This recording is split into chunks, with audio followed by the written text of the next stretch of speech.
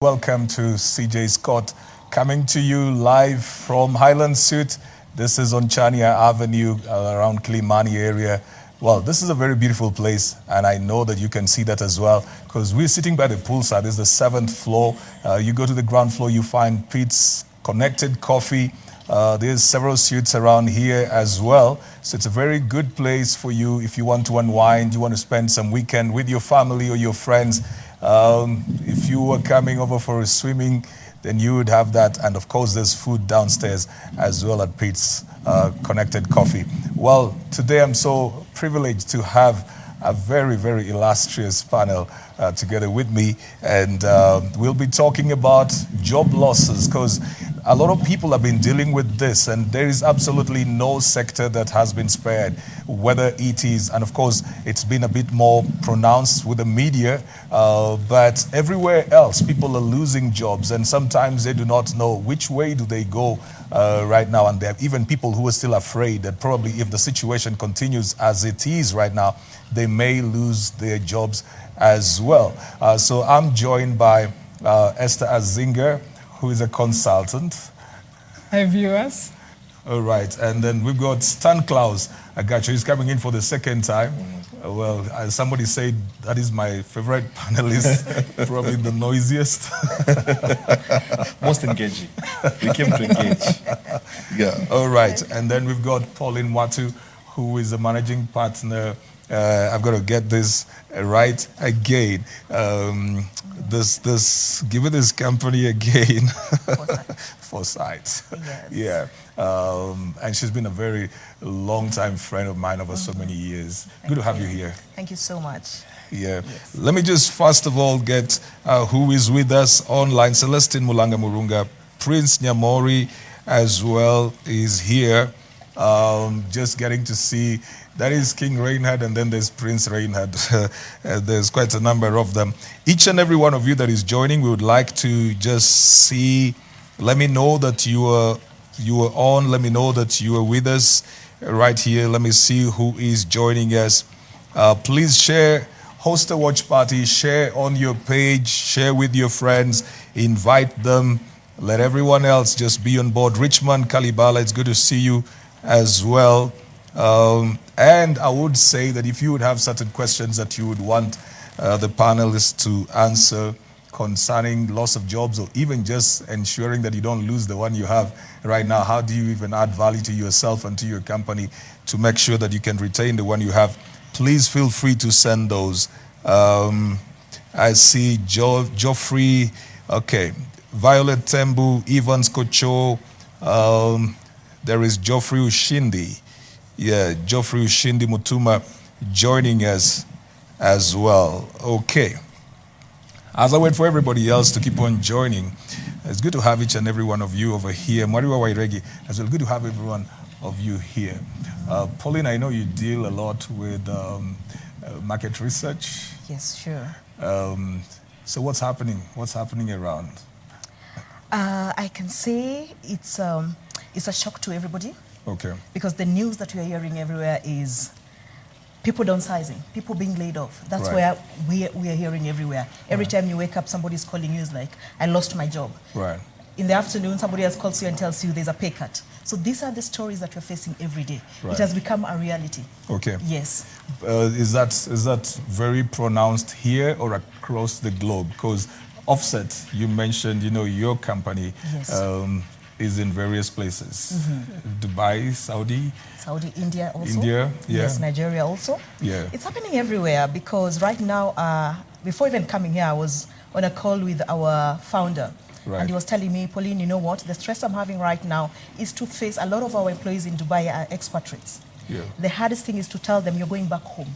Wow. They've already shifted and relocated to Dubai and even to Saudi with their families. Yeah. What do you tell somebody who has come in and settled in Dubai or Saudi for over 15 years and you're telling them it's time to go home? And this used to be like, you've gone Yes. to Dubai, you're working in Dubai, I mean, the expectations people have of you, and then Yes. even just your own feeling like, I work in Dubai, man. Stanclaus. Yeah. I can imagine times are difficult, but the interesting thing is that it's difficult for everybody. So I think it's a time for us to now redefine ourselves again and begin to reskill ourselves. An interesting fact is the projection of the GDP for Kenya, according to World Bank, for this year is $105 billion. Last year we were at around $96 billion, right? And World Bank was saying that Kenya will not miss its mark. That tells you then that the macroeconomic fundamentals are holding steady. Okay. And at the end of the day, there is cash flow. So it's an issue then of how then do you plug in to this new type of cash flow? All right. Because if we are hitting our GDP, it means then that the economy is somewhat holding. So it's an issue of reskilling and refocusing ourselves to find a way to package ourselves. As in the way we've been home like for 4 months like this, we're still going to hit our GDP. You know, regretfully, I don't run World Bank, man. You can check these facts. Yeah. You can check this fact. Actually, I did that just before I came up here. Okay. And I was looking at the Moody's projection for the Kenyan economy. Right. So if the macroeconomic fundamentals are holding, what it means is that the other sub-economic fundamentals like cash flow, liquidity and so on. Maybe liquidity, there's a small crunch, yeah? But as a business person, for instance, as an individual, there has to be reskilling and reevaluating of what it is that we do and finding a way to survive in the new normal. Esther. Well, for me, job loss is real. Right. It's something that has happened to me, has happened to my family, and so as a result of that, I meet so many people come to me, Esther, how did you manage? How are you managing? So job loss is real. Many people have lost their jobs, and especially during this season, so many people have lost their jobs, and so it's something that you go into and say, oh, we don't have a job, I don't have a job, what am I going to do? So this is something that is real, and for me, I look at just the effects that job loss has brought into families, into individuals, and so it's something that I know it very well. No, just try and put that into what Pauline is talking about. Yes. I mean, it's crazy to lose a job in Nairobi. Yeah. Now, you've lived all your life like in Dubai. You know, you went there when you're 25, you're 40, you're losing a job. You're supposed to come back, and this thing is cutting across. It's not that it's easier at home, and you've got to come back. What are these emotions that somebody is dealing with when they're thinking about, you know, they've just lost their job? You need to break this news probably to your family, to other people. You probably will even nearly want to blame yourself for not doing enough to stay in there, or you're angry with the company, like you just dismissed me like that. What was going on in your mind when you were going through your job loss? What happened was, of course, bitterness. Okay. Bitterness in the sense that, you know, this was a permanent and pensionable job. Those were the terms. And so when I went through job loss, it's like, okay, I left my other job that was permanent and pensionable. I came to this one, thought it was good, and then I lost it again. And so what was going into my mind is like, what am I going to do? And you know, it happens when you're not young. You know, when you are young, you can lose jobs 100 times. But now at a certain age, when you're in your late 40s, it's not so easy. Right. And so, you know, job, somehow you correlate it with status. So people think, well, you're doing well, you're okay, you're managing your life. But now when you lose your job, it's like that status is and somehow beyond the threatened. status, it's security as well, right? Yeah, it's threatened, yeah. Yeah. Yes. Yeah. So it's you talk about bitterness. I know a friend of mine who lost a job recently, and she asked the HR what was the criterion for laying me off. Do you think we're using COVID to make decisions that we wanted to make before and we did not know? It's, if I may take that point out, it's really interesting you brought that out, because the other day we were just discussing in one of the forums, and one of the employers said, wow, it's an opportunity. I really was wondering how I'll lay off a number of staff. So COVID has come in, I'm taking it positively. And you know, for us, we were in a shock. And I was like, but I've been making losses. I didn't know how to tell my employees. But this is the time that I've gotten to lay out a huge number of people. This is the time the opportunity has come for me to lay out the high-paying employees and get the cheaper labor. Wow. Yes. You know, I asked that, Stanclaus, because of what you say that the World Bank said, you know, that if the fundamentals are holding and we're still supposed to hit the targets, then why are people losing jobs? No, the thing is this, Rev, okay, usually, you know, many times when I speak to people, guys say that you have very ideal scenarios type of thinking, yeah? But I think my thinking is without emotion, and I want to paint for you a couple of scenarios so that we can be ruthlessly objective.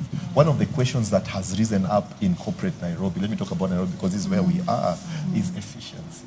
And what COVID has done is that it has exposed the inefficiencies that are in our companies, the inefficiencies that are in our business. Right. So you find that now managers, business owners, founders are beginning to say, hey, it looks like we had a lot of extra weight, we had a lot of dead weight that was not necessary.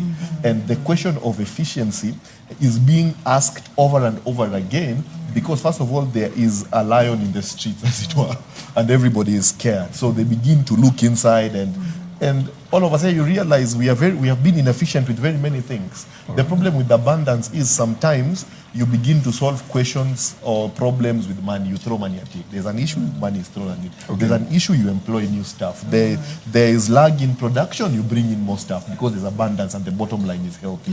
But when the bottom line becomes narrow because the market is shrinking, all of a sudden now the question of efficiency becomes very important. Right. And organizations, if you notice, most organizations, the what has not changed. Right. The what is the same. What is changing is the how. So the how question is a question that is going to be asked the whole of this year and the whole of next year. And you'll notice that business will not be as usual.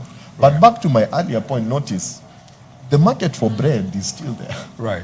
It's an issue of how is this bread being delivered now. Right. So how we have thought about supply chain, for instance, how we have thought about baking, how we've thought about production lines. That is going to change. That is why initially I started with we have to reevaluate ourselves and then begin to reskill ourselves to now take advantage of the new norm.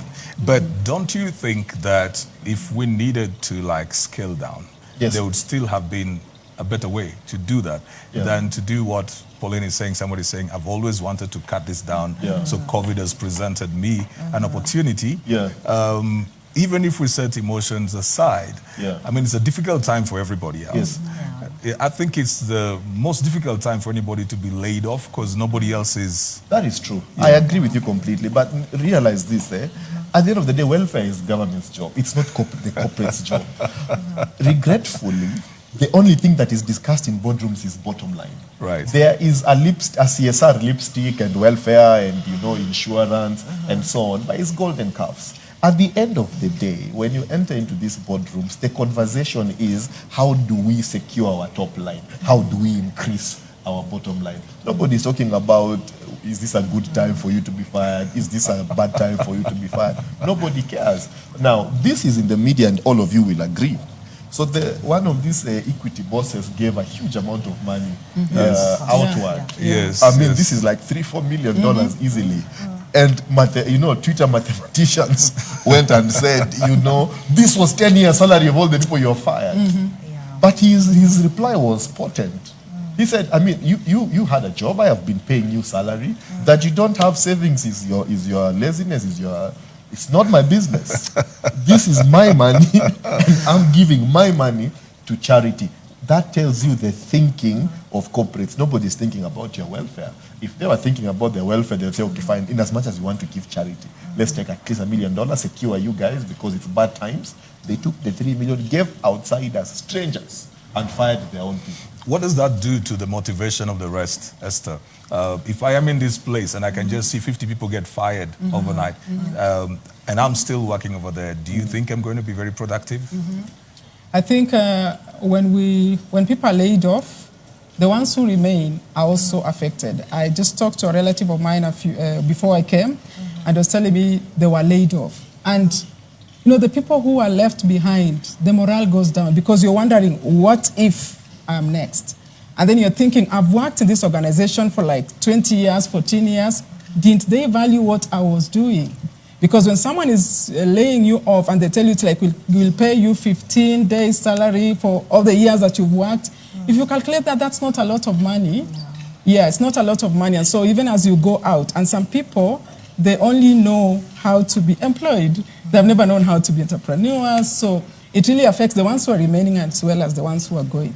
Is that why Stanclaus is saying that we need to reskill? Because when you talk about some people have never known how not to be employed, is that a reason, Pauline, why we should be reskilled? I think for us, I'll start, we have a problem. And I'll also include the we, I am inside there. I have a problem also. And the problem is that when we leave university or college, we have this idea that job scenarios gives us an identity, a social identity. I want to mix with my peers and showcase that I'm a top manager. I sit in a corner office. I drive this kind of a car. I'm sure if we met in a restaurant and I introduce myself like, you know, I'm Pauline, I'm CEO of this particular company. The regional manager. Yes, regional manager. And then Esther comes and says, I'm Esther, I'm a farmer. They'll be like discrimination instantly. But in the mind, in the back of the mind, the people should know Esther might be making a lot of money than I am. So that reskilling is important right now. We need to rethink. I'll give you an example. I have a friend who sells, you know, razor blades? Those ones for, are they 5 shillings or what? Yes. He imports from China. And when you meet him, he will say, I sell razor blades. And everybody's like, razor blades? That's shocking. I mean, get out of here. We sell cars, we sell houses, we sell these kind of properties. I mean, that's what people are saying. But this guy is a billionaire, by the way. He's a billionaire? Yes. Which is a big company is this? If you see that razor blade I being need to sell my razor transported blades, from Mombasa to Nairobi and other areas, Yeah. there are APs escorting it. Are you serious? We don't think about it. We want to be known that big titles. And this is the time that we should rethink again. All right. Put aside the big titles. Okay. Let's reskill. Yes. I want to agree with you, There are two people I want to blame. First, I want to blame the education system because they have never focused on identity and they have never focused on looking inside. I want to blame them a bit and just say that there is great disservice that has been done to us over the years, and there's this lie that has been peddled that we are what we do, or we are what we, or you know, or we are who the money we earn, right? That's a big problem. But I also want to blame people who have discovered already that they are being lied to and have carried on with the lie, right? And I want to propose a model here. So there's a guy called Proxy, and Proxy came up with a model to help people handle change, right? And one of the things in that model, the first thing is awareness. That there is need for awareness. So things like identity, things like purpose, why am I here, right? Where is it that I see myself in 5 years? That is a very important question. Before you could ever discuss what should I do, you must first know who am I? Who am I? Very important, right? Now, people who have answered the who am I question don't have a problem leaving their house in Kilelesho and going to, no pun intended, pipeline. You know, or I don't know, Siokimau or somewhere else, right? No hate. I had to throw shade. You can't hate. You can't hate. So once you answer the question, who am I? Very important, right? So you'll find that there are families who now must move to a smaller house. If the question of who am I is intact, you don't have those things of now how do you feel? Doesn't bother you. How are you feeling? You know, are you stressed in some counseling? Should I sing for you some guitar music? You know, because the who am I question is very clear. So awareness, I'll go through them very quickly. The second one is desire. All right. So once you're aware, then you have to have desire to change. First, you're aware of who you are, aware of the circumstance, then there has to be desire to change. Very important. Then the reskilling, I talked about knowledge. So knowledge is key for any change. If you're going to create some change, just know that the new direction will require some reskilling. So you have to get the necessary knowledge, then build capacity, and then reinforce the change. So that's the four-step model for changing for institutions and persons. And that's something that I think can help many people at this time. But realize that model starts with you. All right. So the person, either the businessman or the employee, needs to first interrogate themselves and separate themselves from either their job or their business. That's a good place to start. Is there a role that employers need to play in preparing their people for exit, or we just need to deal with bottom lines? Is there a role that we should play? Let me jump in. Let me jump in. You see, Chris, what's happening is this. When you come to my company, you didn't come because I like you or you like me or we like each other. Right. You're coming to collect a check, which I'm giving. and there is value that you are giving me. Right. All right. Now, I will train you to the extent that it is helping my balance sheet. Now, you will notice that that training is very selfish. Right. Because I'm reskilling you to be more efficient for my balance sheet. Okay. But is it efficient for who you are, you? So that when you leave my company, I mean, there are people who leave KCC. Somebody says, I've been a manager at KCC for 10, 15 years or whatever company, and you want to come to KPMG. And KPMG will tell you your experience is trash. Because KPMG, when you come even with a master's degree, they have their own internal training. So by the time you're saying you're a manager in KPMG, you're a manager according to their training, right? Now, that training, you will go with that training to New Breed, and the coach will say, no, this training of yours, I don't need it. Right. So we have to separate employer empowerment and individual empowerment. Now, individual empowerment must supersede employer empowerment, yeah? So at the end of the day, your employer does not owe you anything. All right. He owes you the salary that he's paid you faithfully. That's all. Okay. Everything else, it's your fault. Esther. All right, go ahead. Sorry, Esther. Okay. Allow me just to continue where I stopped. It's very important you brought in the aspect of individual. What are we individuals doing? Especially those who are really scared and not motivated right now and thinking, am I next? Yeah. And you're going to work and thinking, I am not being active because I'm waiting for that letter, I'm waiting for that call. I'm even seeing my HR pass in the corridor. You're like, are you coming for me? Yeah. So I think for us who are there, what I can just tell people, make a brand out of yourself. That's it. Make a personal brand There out you of go. yourself. There you go. Your name is known in the industry. So even when that employer does not need you anymore, because as you mentioned, it's not a relationship that I like you, you like me or what, even that employer doesn't like you. When you go outside there, I actually like what you guys are saying. and you are in the marketplace. Yes. Right. People know about Esther. Absolutely. People know about Pauline. Yes. People know about Reverend There Chris, you go. because There that's you how go. you've made your brand. Thank you so much. So that is an opportunity for people right now when they're scared and when COVID is really hitting us. Start right now. It's never late. Make a brand of yourself. I like that so much. I'm about to jump in, but to hog everything.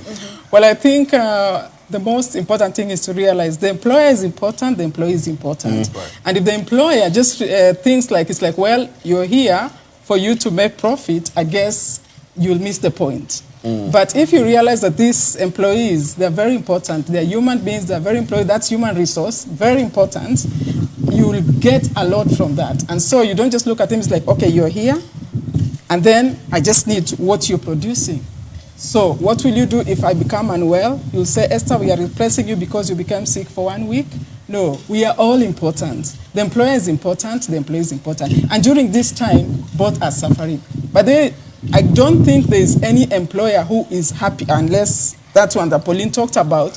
But I think you would really be having a rock's hard for you to say this is the best opportunity. I have a question for you. On a light note, I think that guy just made a lot of money through razor blades because of Ben Gidai. I think so too. I couldn't agree more. Let me jump in a little bit. I like what you're saying very much. This sounds really nice and comforting, but there's one challenge.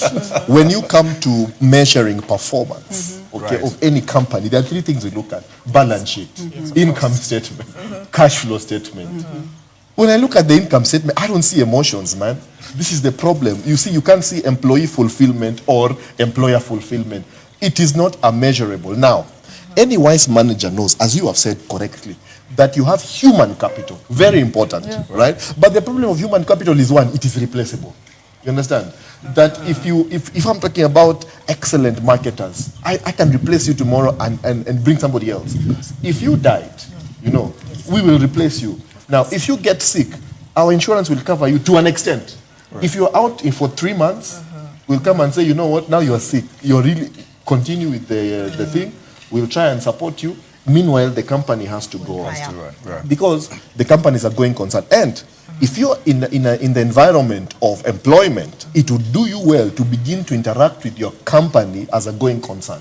Right? That this is an institution, that it is me to carve my niche, as you have said. It is me to begin to penetrate my industry, such that with or without this platform, so you consider your company as a platform, I'm able to deliver my skills elsewhere, right? And you will find those people, for example, there's a friend of ours, is it a friend or a celebrity? Like, he said he was fired, this gentleman called Jalango, right? He said he was fired. Yes. But this Monday he's starting at Kiss FM. So while everybody is saying that there are no media jobs, I mean, I'm sure he negotiated a very fat package over there.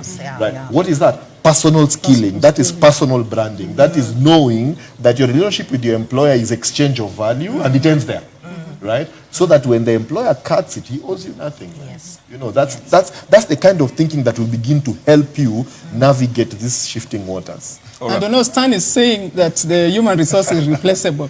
Now you'll replace it with another human, and so these humans are very important. And so I guess it's just good to learn how to develop. The employer develops the employee lets rebrand themselves, they created their own personal brand. Yes. But it's important to realize that human resource, human capital is very important. That, like times like this, good, you brought up the issue of like Jalago, and you know, like K24 sacked people and replaced with people from Switch. And then the guys who left K24 went to Switch. They actually went to Switch. Do you think that the fact that people out there are also desperate for these jobs will make employers feel like you're very dispensable? Precise, and that's the point. I mean, Chris, you're asking today very obvious question. Of course, that is the point, right? That is exactly the point. Yeah? And the reason is this. Again, remember, and she'll confirm for you shortly. Your employer is not your friend. Right. This one you have to remove from your mind completely. Your employer is not your friend. Your friendship starts and begins with value exchange. Now, if I'm in your boat and the market is crashing and liquidity has reduced, and you come in for a job, of course I'll squeeze you down on the salary. That is expected, right? Now, people who are clever, if somebody asks me, so Stan, what should I do? What should I do? I will quickly say, instead of going for salary, go for consultancy fees.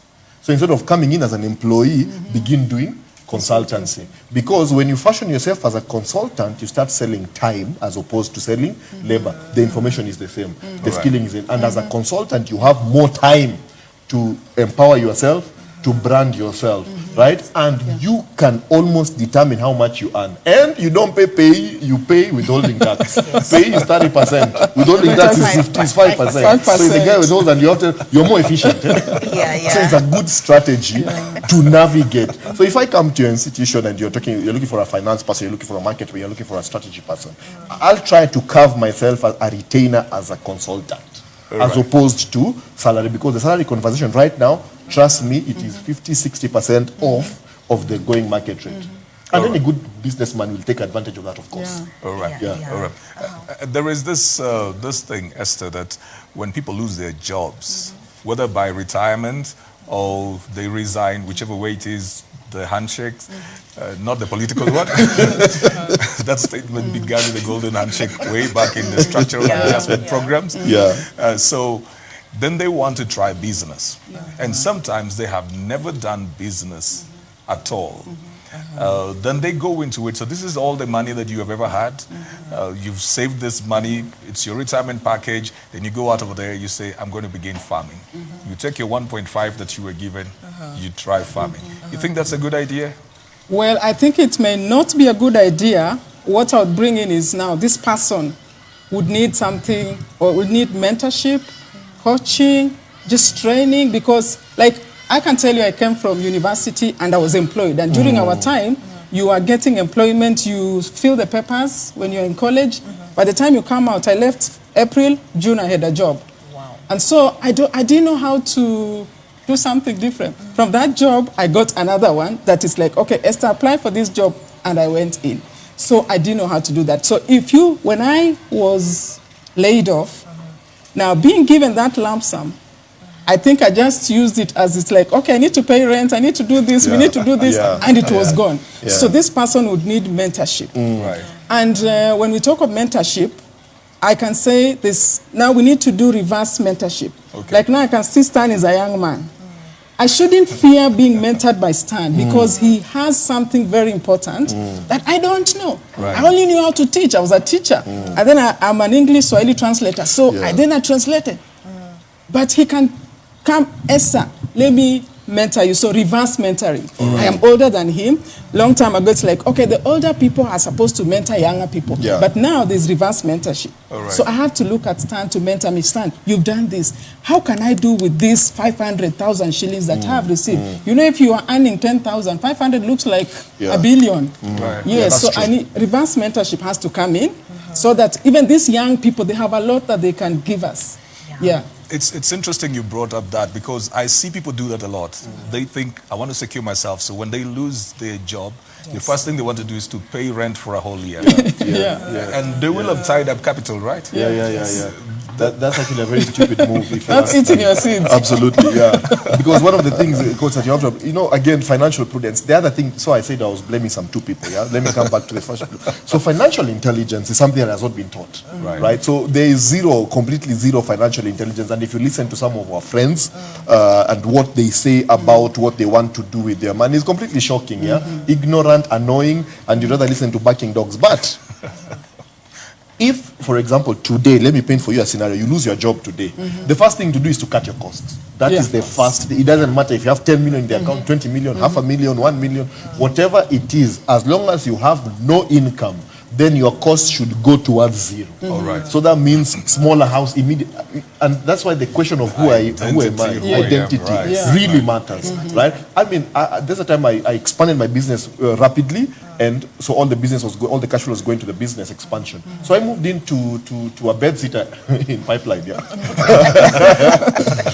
I mean, and I'll drive my car to Pipeline and park at that Shell across the road and walk. I mean, this does not disturb me at all. Why? Because of identity first. So you have to, once that identity question is secured, so making these adjustments become much easier. So I can't talk about married folk. Maybe married people have more things to consider because I'm just wondering how the conversation will go. That maybe we need to leave Kilimani and go to Kayole. They all start with K. Just to add, by the way, Kitengela. Just to add what Esther is saying, even in addition to coaching, if you lose your job today, I'm just advising those people who are in that scenario. I mean, don't be in a rush. Okay. Take your time. Yeah. Make informed decision. And what do I mean by informed decision? If Stan has an M-Pesa shop, let me not even open an M-Pesa shop next to him. True. All right. If he's selling potatoes, let me not sell potatoes. Makes sense. Let's just make informed decision. How do you make informed decision? Research. Get that information on the ground. Think about, do a balance sheet for yourself. If, for instance, I was paid 1 million, do I need, the way Reverend you've said, do I need to pay my rent? I can downsize. It is not bad. I know people who lose jobs, we beat ourselves so much. We blame ourselves so much, and that's why we get into emotional distress. It is not bad to lose a job. Let's start from there. I think so too. It is not bad to lose a job. It's actually a good thing. It's a good thing. It's an opportunity. Absolutely. People have lost jobs. I remember Jack Ma's story. How many applications did he make? This is it. This is somebody, the corporates that didn't want to employ him and looking for him to coach their staff. So it's not a bad thing, it's a good thing, it's a door opening. So let's take it as an opportunity. Do you think it is how we are socialized as well? Because you mentioned that, and for the record, we were in university with Pauline. But, is it that the way people think we've sent our daughter, our son, to school all the way to university, so the pressure begins, you need to have a job. So you really don't know, because even before people get jobs, if you will stay for like 2 years, it's a problem. There's some pressure. And the pressure you can cut with a knife. That pressure is, let me tell you, that pressure kills more people than cancer. And the reason is this. The problem is now you want to maintain face. Right. I can give you a radical suggestion, shift cities. Then you don't have to maintain faces anymore. The idea is that change is painful. Right. Yes, and if you're going to go through change, so I was reading about serpents, because Jesus said you should be wise as serpents. And when the serpent is shedding its skin, it's not like cutting your nails. It's actually like cutting your hands. Right? So there is pain. By the time the snake completely rejuvenates itself, it's completely painful. Now, to think that change will be painless is completely ignorant. So you have to be ready that it's gonna be painful. So one day I was in the gym, and so there was this guy who was very slim and completely malnourished in my view. So this guy was completely lifting. He was doing military press, yeah. And I was like, I can do this.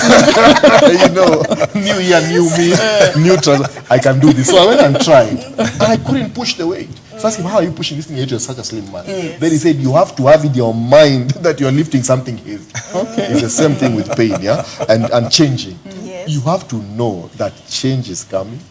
Change is gonna be painful, and I have to adjust also. But we need to understand. Well, I think it's good to. It's easier to say, yes, it's painful, and it's good you're talking of downsizing and you had no problem with that. I think, and you say that family people have a problem. Yes, children are there. And then another thing is this. You're in a big house. You have so many things. Now, moving into a bed sitter, where do you take those things? And you can't just sell them overnight. I was about yes, to you ask can't sell them you would overnight. sell. Yeah. No, for me, when we had to move from a bigger house to a smaller one, I have a very good friend, and she was able to keep for me almost half of the stuff. Wow. Right. And then when we went to the new house, it's like it was so difficult. We went in, we threw things on the floor, they just scattered there, and I cried that night. That's the pain I was talking about. Yeah, that is pain, and so it is real. And it's not so easy. And my son, up to and until now, he has never come to terms with that. Talk about that adjustment, and especially when you're dealing with children. Because I've come to learn that, children need to be prepared for the adjustments as well. It's not just like the old days would. Somebody just decides we are shifting, and the kids discover that in the evening. They see everything being packed, and then tomorrow you're in the next place. Because you keep uprooting them, you also work on their sense of security as well.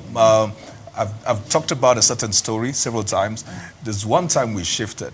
We went to a better place, but then the speed of that shift was so fast. My son was so affected because I had not thought about the element of school. And then we didn't find a school as fast as we thought. So eventually we settled on some place. Now this boy, I used to take him to school at about 7:45. He had to wake up and leave the house by 5:45. So 2 hours, 2 hours earlier. Then in the evening, he would come at 7. Ordinarily, by 4:30, he would be home. So all the time he used to spend with us was cut off. So this boy would be wailing going to bed and wailing coming out, And I realized that even children need to be prepared for those transitions. How is that now? Stan said he's not a family man. So how is that? I think it's very important because for me, in 2010, my husband resigned. And then now, that was the reason for us moving too, because he was getting more money than I was. And for my son, he didn't know why we were shifting. He didn't know why his dad resigned. So he says, I feel bad. Why did daddy resign? Why did he have to resign? And so we need to prepare children. And then when we just think, thank God, at least with the schooling, we didn't have to change. He went to the same school. So it was just the distance that was longer. So it's important to prepare the children. And sometimes we think that children are children, but they also are adults, just in children's bodies. And so we don't need to forget that. So it is important to prepare the children because you don't want to break them in future. You think, yes, you're adjusting, and it's unfortunate you've lost your job, but then just prepare them. Sometimes men don't call children and tell them, I have now lost my job. They still go to town. They still go to town. How do you even tell your kids? You still go to town. I think that I would imagine it is difficult. It is by not the way, easy. it starts early, how you raise your children. Let your children know there is a time that you lack. You have it, you can give it, but you don't want to give it because you want them to learn a lesson. And then when the time comes when you don't have, then they're like, okay, I understand. I've been through that before.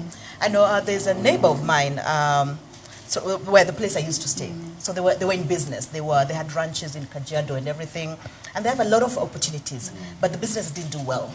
and they had to shift kids from different international schools to homeschooling, and the kids were really depressed. And the mother would call me and say, please talk to my sons. They're really depressed.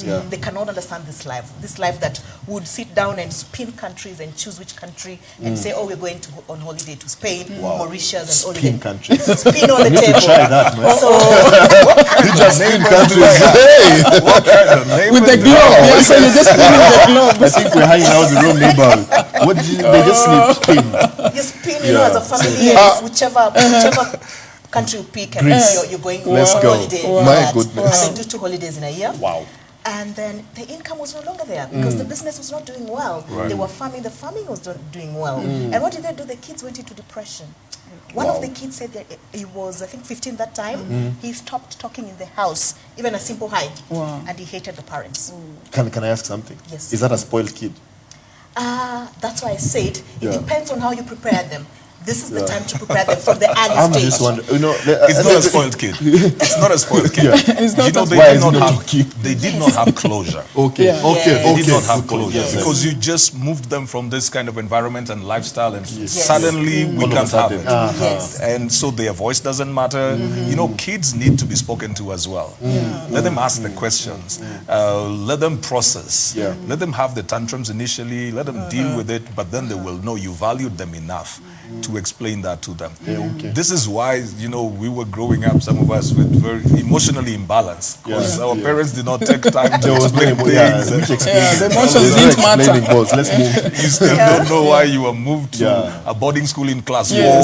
So you find a kid thinking, my parents didn't love me, and that's why they wanted to keep me away, and those kind of things. So Stanclaus is not necessarily.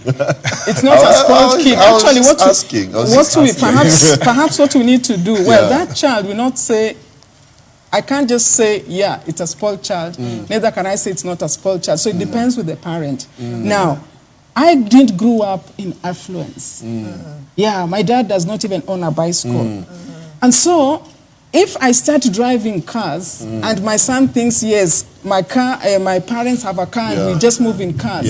So I'll be failing if I don't take my son to the village to visit my dad, to families where people are struggling, to homes, children's homes where people are unfortunate. So it depends with the parent. So I will be failing if I don't expose my child to such. Esther, you don't think that people should choose their struggles? Like, I mean, let's go and struggle in Spain. So you wait, no, they're struggling, but it stopped. You know, if it can't stop, I think it's good. The problem is, I can't predict my tomorrow. That's the problem.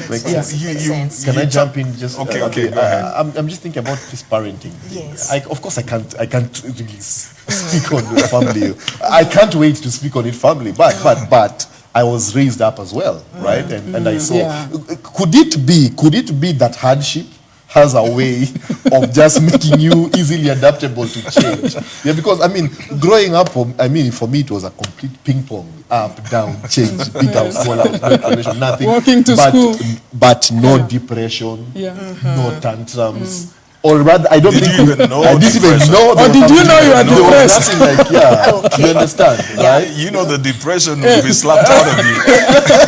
Absolutely, this is it. Yeah. So is it that those parenting models are better? I don't know. You No, I mean, right now we need to know something. Yeah. We are raising kids that are technologically savvy, very informed. Exposed. I mean, I have a 13-year-old, my son, and my son will wait and call me when I'm in traffic. Hi, Mom, today I want to talk to you. And I'm like, okay. I couldn't tell my mom like that. You'll be slapped before you open your mouth. Yes, this is. And he will tell you, you'll have a conversation with him. Yeah, so those are the kids. I have a 4-year-old daughter, and she there's a time in the morning she actually told me, why are you looking at me as if you want to quarrel? She's 4 years old, and I'm like, I don't want to quarrel, I'm just looking at you and drop you to school. And those are the kinds of kids we have. And what does it mean for right now, this situation we are? We need to inform our kids daily. They are small adults that to say. Long time ago when we were growing up, Stan, your father would not tell you, I'm resigning or changing my job. Zero. This time, did they change jobs? They worked the same job throughout. Yes, or even when they were retiring. Yeah. I remember I walked into the house, I found the house empty. So now, Mom and Dad have gone to Shago, I'm in up country, and I'm like, so now you're on your own. So that's now you start hustling in industrial jobs and everything, factories and everything. But right now you cannot. Job loss is important to be shared in a family, to explain the situation. When life is changing, explain to them. With that, you are avoiding, you're mitigating challenges of mental health within the family. That's how it has to be. You're talking about that, and I was just going to ask, we've talked about that impact on the children. What about on spouses? Because sometimes, some man has lost a job. He's thinking, will my wife still respect me? Am I still going to be? I want to jump in very fast. Yes, as a to be happy. Yeah, absolutely. Of course, I have something to say here. And there is, okay, personally, maybe somebody can say, this is snobbish, but as a man, there are some minimum expectations, like planning for 10 years, for instance. It's very strange that you tell me you've been having a job.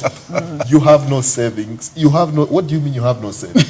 You have no investments, right? So the question of, I've lost my job now, will my wife respect me anymore? If there was a plan in place, she will still respect you. If there was no plan, there will be disrespect, and rightfully so, because you are not true to who you are. I think these are my own convictions. And they're valid. That the man should provide, despite and in spite. So you can't come and say, now the economy is so tight, right? Why, when the economy was so tight last year, what did you do with that not tight economy? Are you not, whatever you're saying, is it not putting pressure on the man? Pauline talked about the mental health thing. And there are people who've been saying that men are actually going through the kind of distress that they are because people expect too much on them. Is that pressure? I don't think it's expecting too much. Remember, this building is 7 floors. So the foundation of this building is commensurate to these floors. Right? My mom told me, you want to marry? Are you ready to be a husband? Not are you ready to love your wife or to make love to her? No, are you ready to be a husband? And are you ready to be a father? Now, what does husband mean? Provide. Are you able to provide? Are you able to give her security and so on? Right? So if you're not ready to do that, despite and in spite of economy, season, and so on, of course there's the assumption that your wife is a reasonable person and she can see that you are putting in effort and she can see that there is savings. But I personally have a problem with those men who will want to convince my sister, for example, if my sister is married, you come and tell my sister, now there's no job, please now you provide. That is not fair. Because that you're even cheating the girl, because ideally it is you to provide. So if you have not been saving, you have not been investing, it is your So it's good is using the word ideally. But realistically, realistically there's a difference. Because for me, I say, a man is supposed, the system, that is how it's supposed to be. The man is supposed to provide. But the system, human beings have changed the system. That's different because, long time ago, men could go hunting. They just can bring the meat and me, I go cook. But now the system of the world has changed. And so money... And so has made men not provide. Is this what you're saying? Do you provide? You provide, isn't it, for yourself? But, and there are men who, many men are providing. But the reality is, if I don't have a job and I'm a man, agreed. What will I do? You will do something. I cannot steal. No, let me tell you. No, you have to do something. But before I do that something, there's this transition. You don't just jump out of a job and it's like, I have a saving. You go ask many Kenyans, how many have savings? That's why we are suffering COVID. We would not be talking of job loss. That is true. Because the Kenyan idea of saving is, I need $1 million shillings to save 10K. To save. Right? But if you have 10K, you should save 1K or you should save 2K. So it's linked. Everybody is running there. I should save what I'm able to save, but you have to save. If you have 10K, you have to save, and that savings eventually has to turn into an investment. Personally, what I'm trying to, with the 500 followers I have, I'm trying to encourage. That's important, as a boss, there is always something to do. And nobody should be encouraged to be defeated and say, now we can't do anything. The economy staff have been fired. Let's cry. No. Wake up in the morning, put on your best suit, go hustle. To this right now you're seated here, downstairs here, they're making money. I'm hearing money being made everywhere. If this guy is constructing, he's making money. There somebody's collecting rent. Everybody's making money. This pool will be cleaned. It's making money.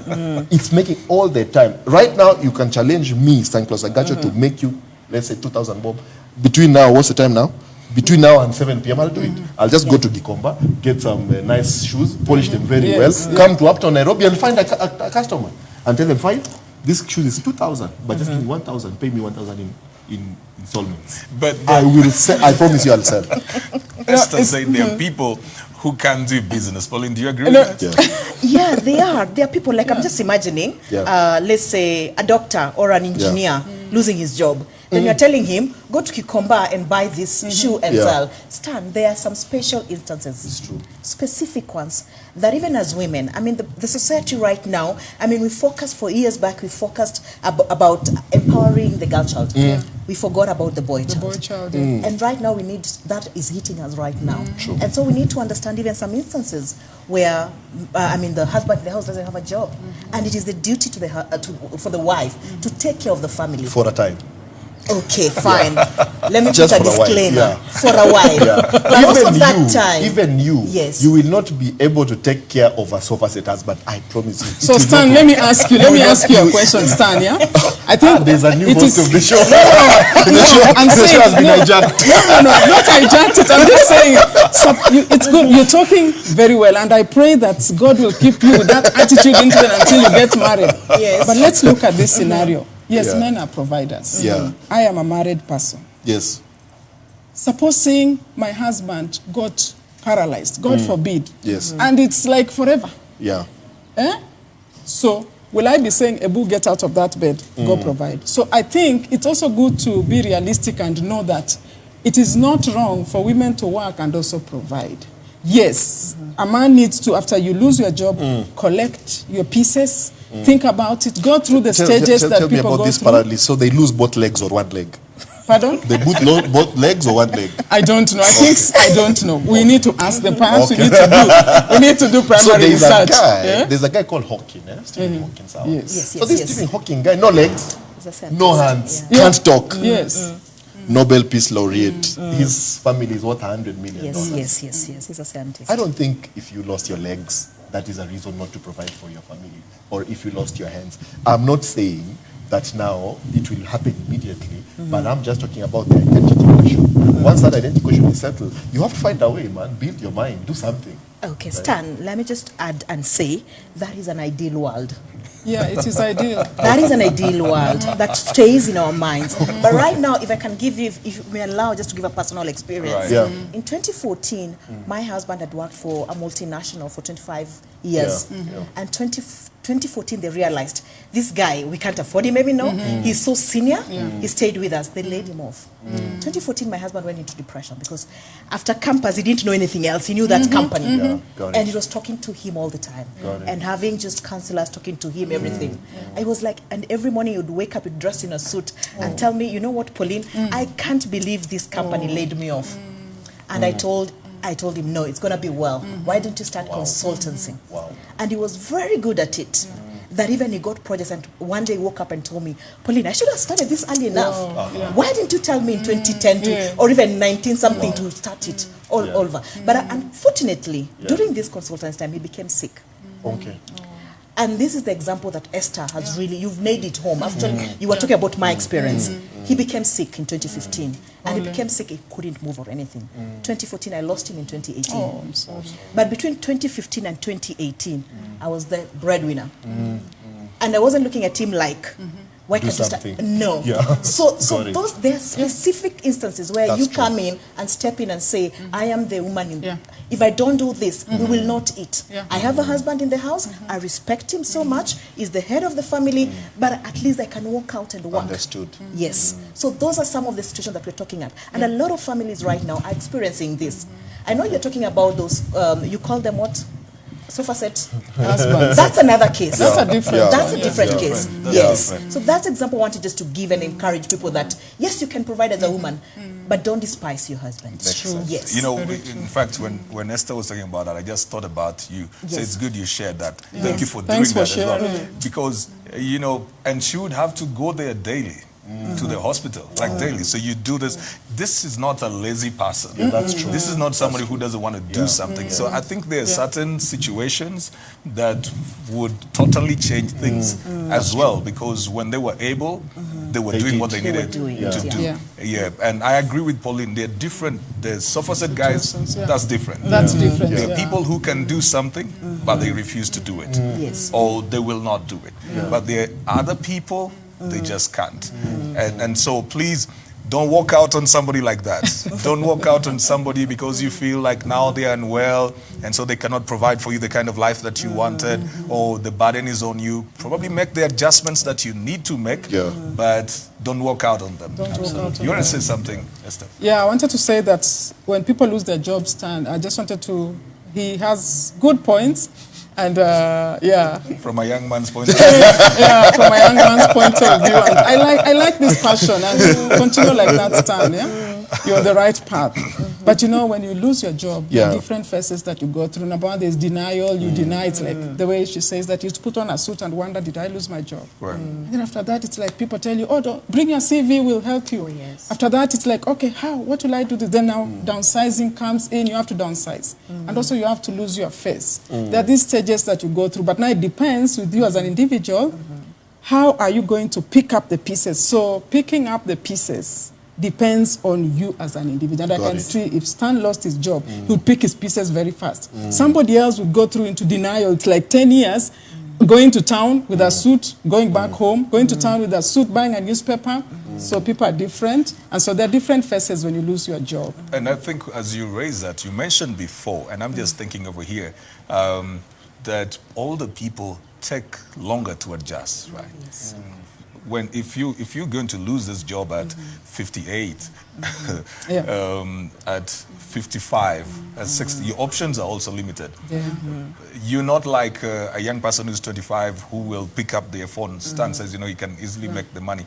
There are people even at 25 who can quickly begin to make their money online. But then probably the 60-year-old is not even their phone. The child has to show them what to do. So they're not wired for that, and it becomes a bit harder at that particular point.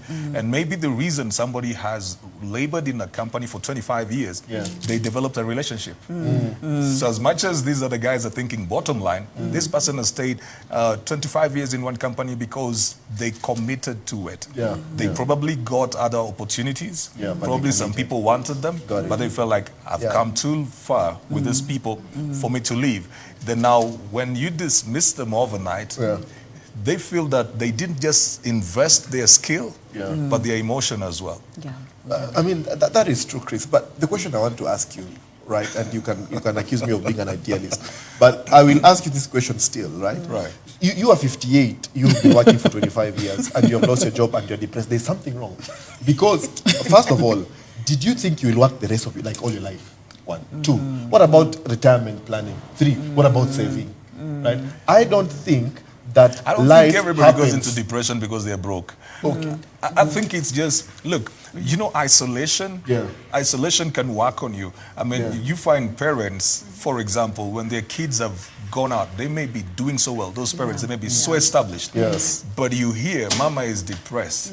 She may not even know that she's depressed because she probably has been teaching for 50 years. Now she's home. She doesn't have something that she's going to. So it's not even always about the money, right? Am I right, Pauline? Yes.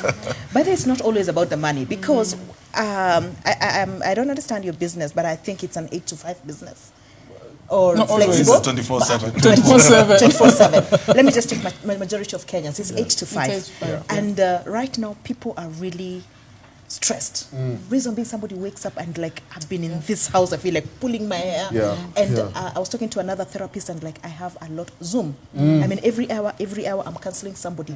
People are really depressed. We've talked about, domestic violence is on the rise. Because what you've mentioned right now, the office, waking up in the morning, has a therapeutic effect on you. Right. So what you're saying right now is really important because that therapeutic has been taken aspect has been taken away from you. So you're like, you wake up and like you walk to the kitchen. You go somewhere else, you're like, what do I do? In the office, you go and the first person you start even talking about it. I remember my former place was like a family where I used to work. It was like a family so much that you wake up and look forward to going to it. And then I changed jobs and here you have a lot of foreigners and you have a foreigner and you're trying to talk to a Mzungu and telling them, and my daughter, my son, and they're looking at you like, duh. But for my former employer, it was therapeutic. It was like a family. So that is what you're saying, like those emotions are really bottled there. Yes. I hope you're getting the perspective. I have a rebuttal, Yes. I have a rebuttal. Right. I want to think like this, that can you give outside situations so much power over you that they begin to determine what is happening on the inside? Case in point. Now, in strategic management, you will bring a consultant to give you strategy. Now, what is strategy? Strategy is purely a mitigant between the internal organization environment and the external organization environment. And the idea is always that you can't control what's happening in the market, but you can control what's happening in the organization. So linking the two then becomes strategy. So my small rebuttal is this, which could apply only to 10% of the people, is that I don't think you should allow yourself, of course, you might refuse. All of you, I'm sure you're going to reject this point, but it's still my point. Bring it to me. I don't think you should allow yourself to be at a place where your emotions are determined by things that are outside. That you have to create such emotional stability within that those things that are without are just that. They are just things that are without. That is why I will go to a Kibanda and post it on Instagram. I'll go to Kempinski and post it on Instagram. Because Kempinski, Kibanda, those are variables. Yes. The constant is me. Of course, Right? you're right. So building that internal emotional stability. Can I talk of two things, perhaps, Right. based on what Stan is saying? Well, now it depends on someone's personality, and then another thing is emotional intelligence. And so many of us don't have that emotional intelligence, and so we are not able to deal with things the way Stan is doing. And so for you, there's a lot that you have, then I guess you can help people, mentor people and tell them, this is what you can do. You don't need to fear going into a kiosk to eat madondo chapati, or if you're in Kempinski, no big deal. Shibe ni shibe, if you talk in Swahili. So it's important to know personality plays a big role, emotional intelligence plays a big role. And we're all different, so, and no personality is better than the other. True. And so just how you deal with it. And so a lot of personal development, helping one another, training one another, because this thing, emotional breakdown is real. Mental breakdown is real, isn't it? And so what are we going to do? What are we going to do to help people? Because it has happened. Got it. Yes. Like if you had a wife and she was emotionally, she was depressed because she has no job. Now, what would you do as Stan? So we need to look at it that way. Got it. Yeah. All right, that's Jack Tyson Owens. He said, a lady ran away from me when I was broke. I decided to date my best friend. I lost the job and I couldn't provide. So, I decided to get into business. And he says, I tell you. That's how he finishes. He says, I tell you.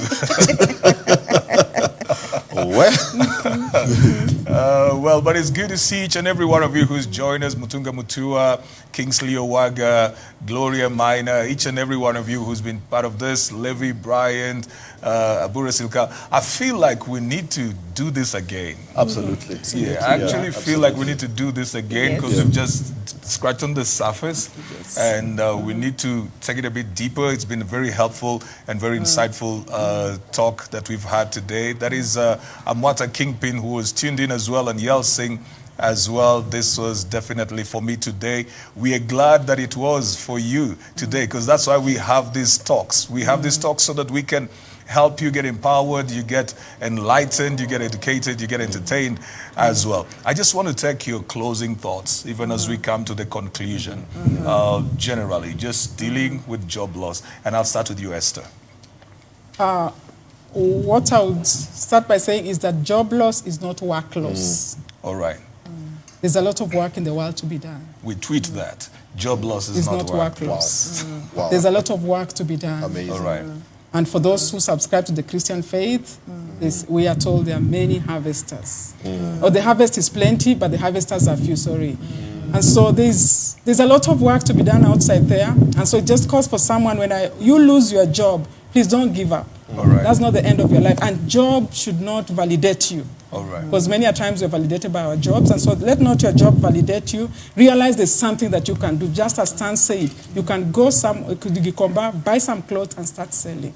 Right. And so that's what I would say. Job loss is not work loss. All right. That's very powerful. I'd say that if you are dealing with job loss, you're already late because you should have anticipated it. So what am I talking about? I think there has to be an intentional approach to living life, so that you live your life intentionally on purpose and begin to anticipate some of the life issues that you're going to face, right? And then taking mitigative actions in advance. All right, Great. Pauline. That's great. For me, to all viewers, I want you just to open your hands like this, and you'll see there's a mark of M in your hands. And the M stands for miracle. The miracle lies on your hands. Amen. Wow. That's what you need. Look at your hands every morning you wake up. Yeah. There's an M, stands for a miracle.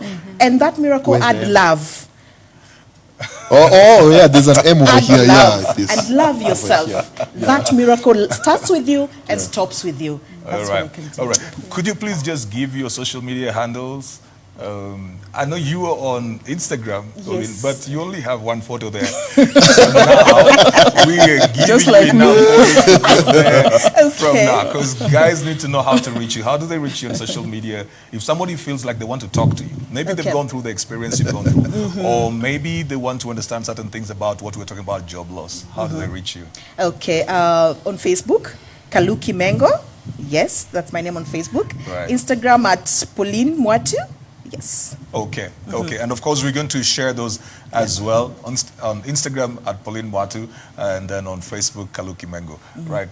Stanclaus. Yeah, my Facebook is Stanclaus Agacho, and Instagram Stanclaus Agacho, and YouTube Stanclaus Agacho. Right. And Stanclaus has got some things that he does on YouTube as well. He does some business talk on YouTube as well. So you can subscribe to his channel and follow. All right. For me, on Facebook, which I do very much, is Esther Azinga. If you want me, you can find me on Esther Azinga. Yes, Instagram, I don't do it so much. I have one picture, just like Pauline. So I don't think, Yeah. but it's Esther Wanga. Esther Wanga. Wanga is my husband's name. Okay. All right, all right. That's all the time that we have had talking about job loss. My goodness, time just flies. What an amazing panel. I promised you that we had an illustrious panel over here, and I have been built up just as much as I know you have been built up. And please, go ahead and still host a watch party. That the show is over does not mean that whatever we've been talking about is now done. You can still host a watch party. You can watch it over and over and over just to help yourself get some of those thoughts that you will remember after this. Subscribe to our various YouTube channels. Go to CJ Atemo, subscribe, CJ Atemo on YouTube, and also the Covenant channel. Subscribe right there. But you will get CJ Scott on both the Covenant channel. Subscribe to CJ Atemo as well. Follow the page, CJ Scott, and Instagram as well. We've got CJ Scott Official. CJ Scott Official on Instagram, CJ Scott on Facebook. Please follow us, because all of this material is coming to you through those various pages and platforms as well. Tonight, we have a new production coming up at 8 p.m. The Gold Mine Show. I've been talking about it on Facebook. I've been talking about it on Instagram. And tonight, it is finally coming up with Dennis Njau. So follow Dennis Njau and the Gold Mine Show on the social media platforms. Dennis Njau and the Gold Mine Show as well. Now, those are two different accounts, so don't look for Dennis Njau and the Gold Mine Show. Look for Dennis Njau, then look for the Gold Mine Show, because tonight at 8 p.m. we premiere an episode of the Gold Mine Show, and he will be talking to the one and only Sebi Cox Nyasego, and it's going to be an amazing story. You don't want to miss that, so please tune in again at 8. And remember to follow on the social media. You could also follow me at CJ Atemo on Twitter, CJ Atemo on Instagram, and CJ Atemo the page on Facebook. Till the next time, have a lovely night. God bless you.